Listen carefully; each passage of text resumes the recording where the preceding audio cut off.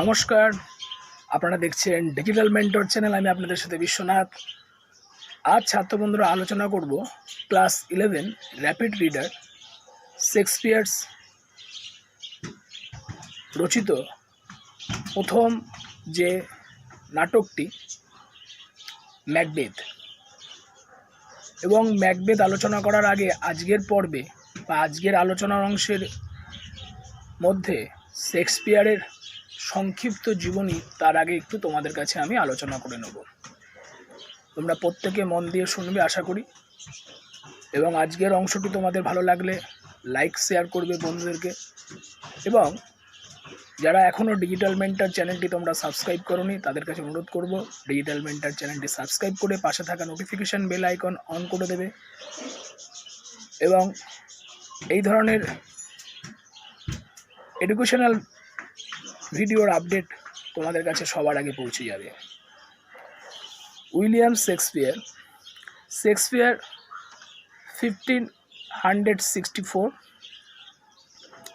to 1616 is regarded as one of the greatest playwrights and poets of all ages. শেক্সপিয়ারকে সাধারণভাবে সর্বকালের সেরা নাট্যকার এবং কবি হিসাবে গণ্য করা হয়। He was born in Stratford upon Avon in Warwickshire, England. তিনি ইংল্যান্ডের ওয়ারউইকশায়ারের স্ট্র্যাটফোর্ড অন অ্যাভনে জন্মগ্রহণ করেছিলেন। The exact date of his birth still remains unknown. তার সঠিক জন্ম তারিখ জানা না গেলেও records prove that he was baptized on April 26, 1564 at Holy Trinity Church. 1564 সালের 26শে এপ্রিল হলি ট্রিনিটি চার্চে তার নামকরণ হয়, এবং তিনি এই সময় তারিখের মধ্যে সম্ভবত জন্মেছিলেন।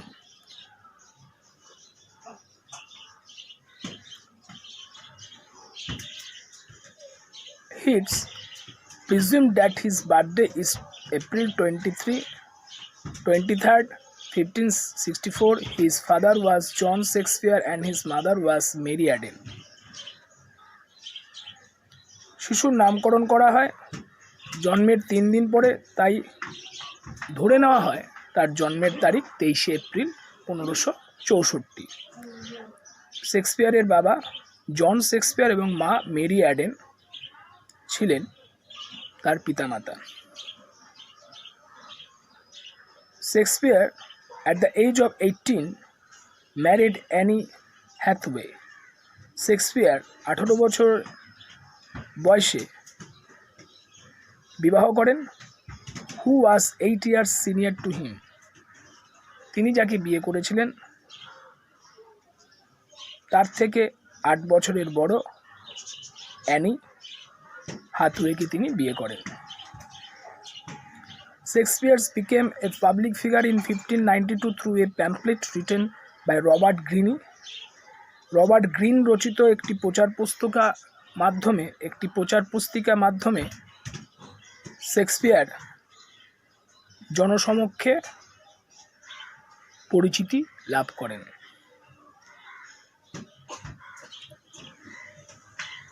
Shakespeare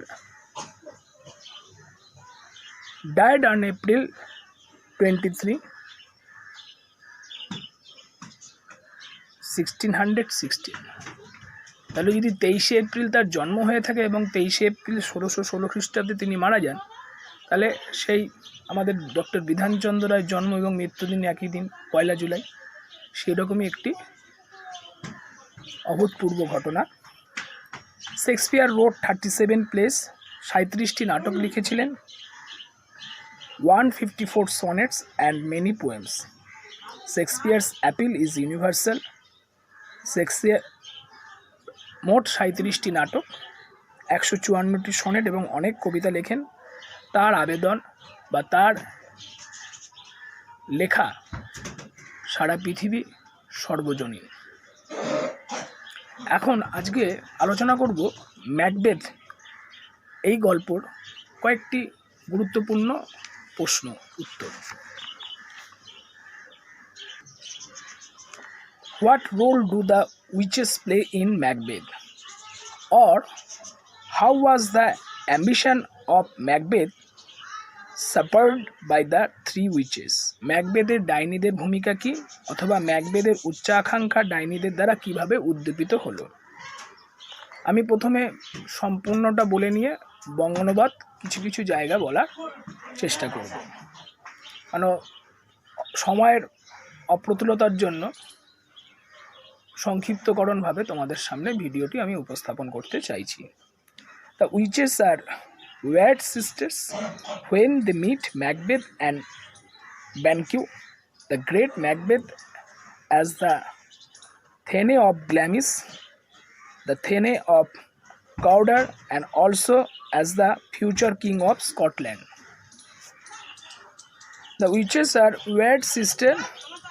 When they meet Macbeth and Banquo, the great Macbeth as the Thane of Glamis, and the Thane of Cawdor, and also as the future king of Scotland. The three figures predict that Banquo would be lesser than Macbeth and greater.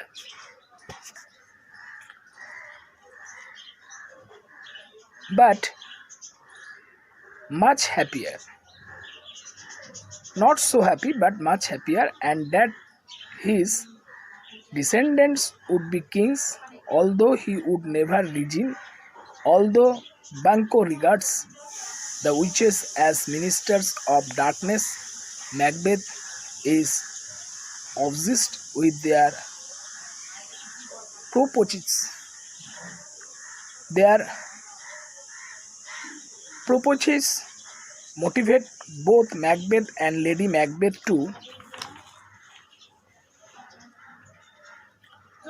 became the king and the queen of Scotland by crook. So Macbeth murders King Duncan and kills Banquo and Macduff's family. With the witches thus play of the role instigators, their propitious add fuel to the fire of Macbeth's ambitions and influence his decisions. They lead Macbeth to the path of self-destruction.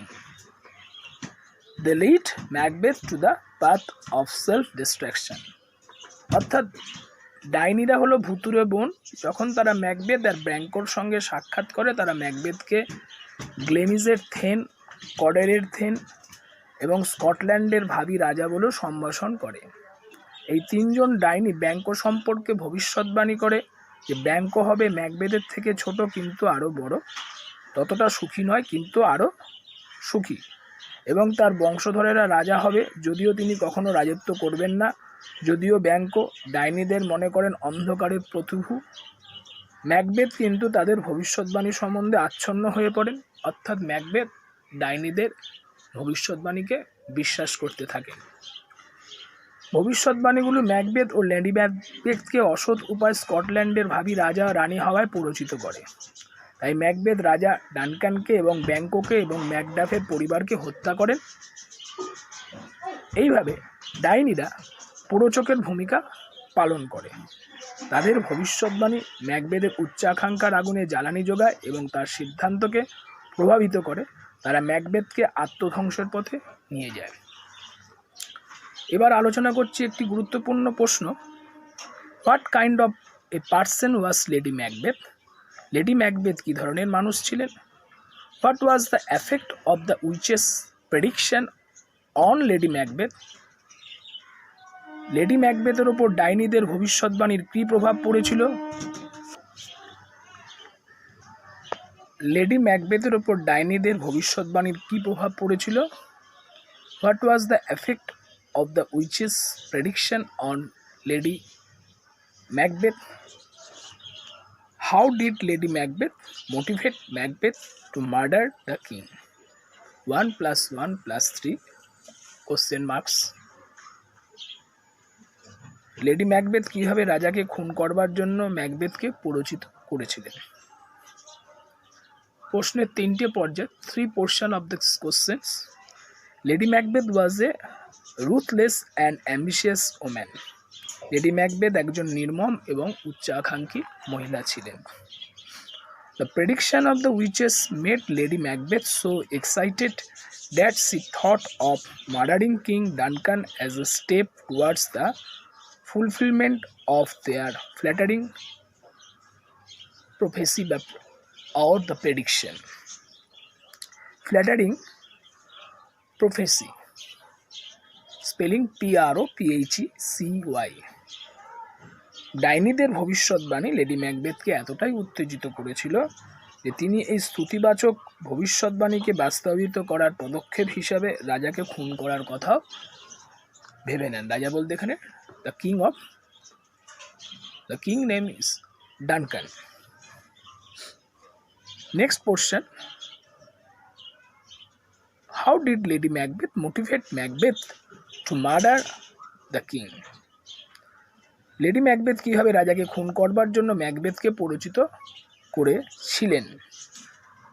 Lady Macbeth feared that Macbeth would not proceed to kill the king. Macbeth would consider the good qualities of the king, so Lady Macbeth motivated him by giving multiple reasons for taking up such an easy yet momentous task of murdering the king. She then threw contempt on Macbeth's change of purpose and accused him of fickleness and cowardice. She also reminded him that he had promises to murder. Her derisive scorn finally goaded Macbeth to commit the crime of regicide.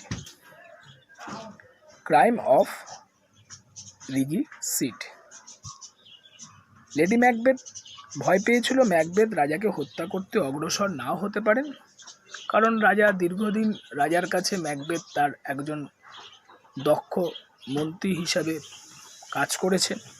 ম্যাকবেথকে রাজা Duncan স্নেহ করতেন। Macbeth রাজার ভালো গুণগুলি বিবেচনা করেছিলেন। তাই lady Macbeth অনেকগুলো যুক্তি দেখিয়ে ম্যাকবেথকে প্ররোচিত করে রাজাকে হত্যা করার মতো সহজ অথচ তাৎক্ষণিক কাজ করার জন্য প্রভাবিত করেন। এবং তিনি এমনভাবে ম্যাকবেথকে স্মরণ করিয়ে দেন সেই ডাইনিদের ভবিষ্যৎবাণী রাজা ডানকানকে হত্যা করবেন বলে প্রতিশ্রুতি দিয়েছিলেন ম্যাকবেথ। শেষ পর্যন্ত তার অপবাদ ম্যাকবেথকে বিদ্ধ করে তাকে দিয়ে রাজহত্যার মতো অপরাধ করায়। ছাত্র বন্ধুরা, আজকে এই ছিল আলোচনা। আশা করি আজকের ক্লাস 11 একাদশ শ্রেণীর এই পর্ব তোমাদের উপকারে লাগবে। যদি তোমাদের ভালো লেগে থাকে ভিডিওটি, তোমরা লাইক, শেয়ার এবং কমেন্টস করবে। এবং যদি কোনো জায়গায় তোমাদের কনফিউশন থাকে, ডাউটস থাকে, তোমরা কমেন্ট বক্সে কমেন্টস করবে, আমি তার রিপ্লাই দেব। আর যারা এখনও ডিজিটাল মেন্টর চ্যানেলটি সাবস্ক্রাইব করোনি তাদের কাছে অনুরোধ করব ডিজিটাল মেন্টর চ্যানেলটি সাবস্ক্রাইব করে পাশে থাকা নোটিফিকেশান বেল আইকন অন করে দেবে, যাতে এই ধরনের শিক্ষামূলক ভিডিও তোমাদের কাছে সবার আগে আপডেট মাধ্যমে পৌঁছে যাবে। ভালো থেকো, সুস্থ থেকো, ধন্যবাদ।